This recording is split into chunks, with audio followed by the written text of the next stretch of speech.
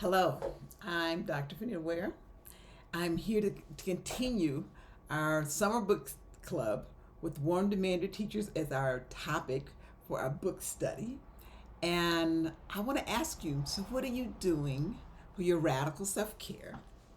And is movement a part of what you need to do to improve your physical health and your brain health? I say movement explicitly because people are on a continuum. I love continuums, by the way. I just don't believe things are static. I believe we move back and forth along a continuum.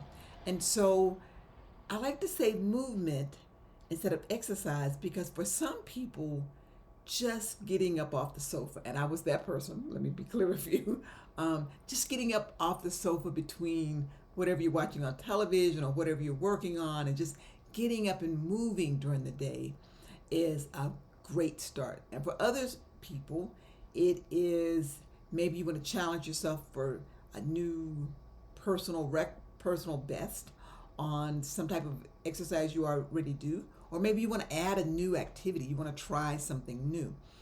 And so I say movement because it's along that continuum and you do what's best for you. Because remember, radical self-care is not about, oh, I need to get healthy, I'm going to go train for a marathon. Well, unless you've been a runner already, training for a marathon is a big stretch from just simply moving during the day and not being static wherever you sit, either at your desk as a teacher or once you get home for the day and you're just on the sofa or just kind of being there. It's about being very intentional and saying, I'm going to do something different. And remember, it's one small action consistently without perfection. So don't think you need to start with a marathon. It might just be simple, just some more movement during the day. The other thing that we have not talked about with radical self-care is, what do you do to relax? Now, I used to think relaxing was sitting on the sofa and just numbing out after a long, stressful day of being an educator. That's not relaxation. Relaxation should refresh you afterwards. So it can be movement, it can be exercise. I recently met an educator and he does bike rides, and that's his exercise. It also relaxes him and clears his brain out. And so what do you do for relaxation? My relaxation is I love to chop vegetables with really good knives when I'm cooking. I don't do that every day. I don't have the capacity every day. But I do like to prepare food when I have time and the energy and the capacity, and I like to really chop up vegetables in really small, fine details if that's the way I'm cooking that day.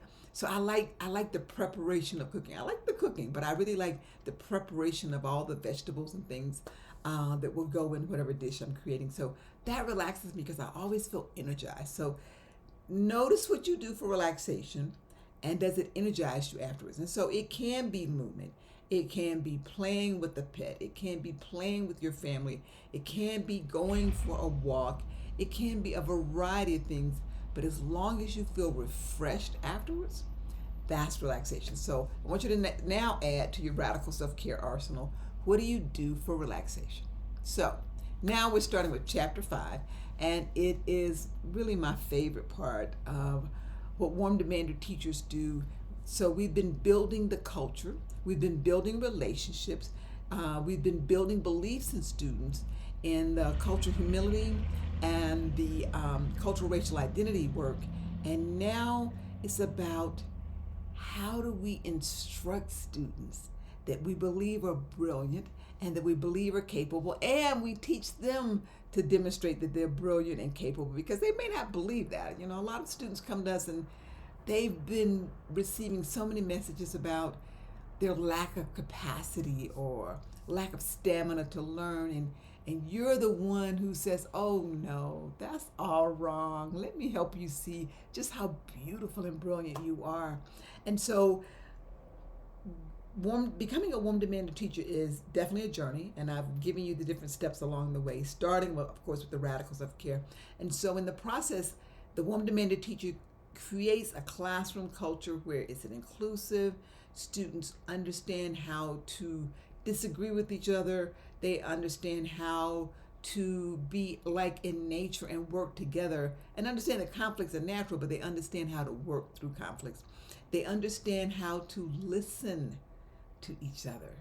Because in cultural responsive inquiry, students are taking some of the lead in instruction. I like to say they're informal or organic co-facilitators in the classroom. This is where instead of the teacher driving the students through instruction and the students are just passive learners, we get to hear what students are thinking about the lesson. We get to hear how they're understanding what's being taught.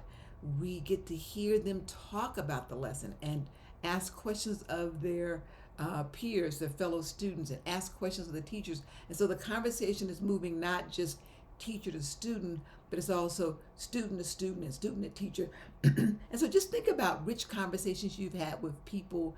And if you're that type of person who loves conversations, think about all that energy of everybody sharing ideas and bringing ideas forward and rethinking some things, excuse me, things you might have thought were correct before. You think, well, maybe there's another way to look at that, or two things can be true at the same time. And so now we're getting students to get into thinking about how they're thinking about the lesson, and they're talking about how they're thinking about what they're learning. And the ultimate for me is to have a student come in and say, remember what we talked about yesterday? I went home and I thought about it, and here's another example, or here's how I noticed it in my life. That means students are developing the skills to become lifelong learners. They understand learning does not just take place in the classroom, but what happens in the classroom expands out into their life, and they get to start developing a new perspective on life and what they're learning, which, as you can tell, really thrills me. So cultural responsive inquiry is really a very high level of getting students to engage in instruction.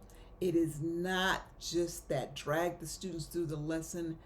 Students learn, and it is a process. It's a more rigorous process for some students, but students learn how to now grapple with what is being presented, what they're learning, how it connects to other things, how they encourage their peer students to learn a new idea, or they share how they do an idea.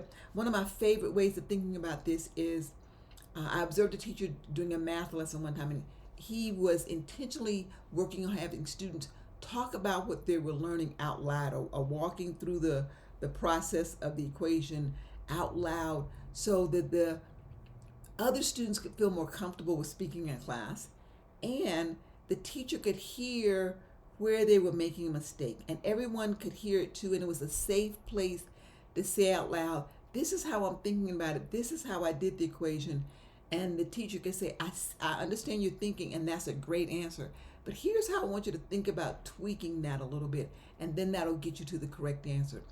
If we're only passing papers back and forth, or submitting answers and responses digitally, students don't get to learn from each other.